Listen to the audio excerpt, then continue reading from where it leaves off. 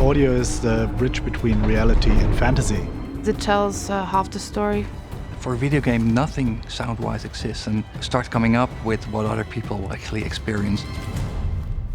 What we did with Horizon is that we managed to create this really dynamic sound environment that continues to change all of the time. I think we have some really beautiful sceneries in the game, and they also sound very lush and vibrant. It's an open world game, so you have to make it feel it's full of life. It was very challenging to achieve a level of synthetic life versus organic life balance, at least in my focus, that is the robots. The most important thing when you create sounds for a game is that you keep it natural, that you don't create sounds just to make a big impression. Everything that happens around you should actually make the game experience better. One of the things that I think interesting about game audio is that we always have all of this 3D information. So things move not just through a far away or to the left or to the right, but they will also move up and down.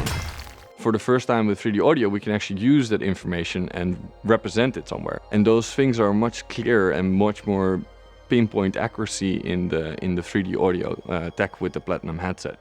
The difference between a multi-channel setup like a 7.1 or 5.1 and 3D audio experience definitely is we are adding a layer of height and depth.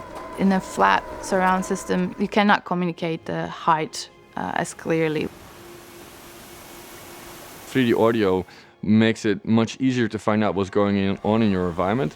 From a gameplay perspective, it just really helps with all of the different dimensions that are going on in our gameplay. We have robots that will dive deep under the ground, we have robots that will fly up in the sky, and all of that information will be much more easy to read as a player.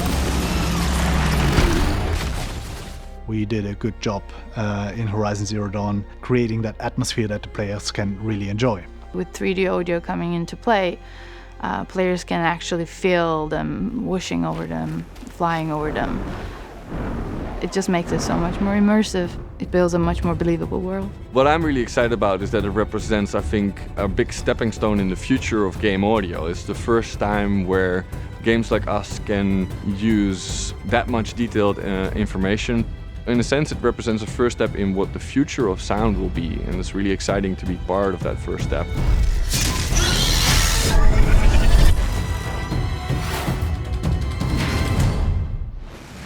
PlayStation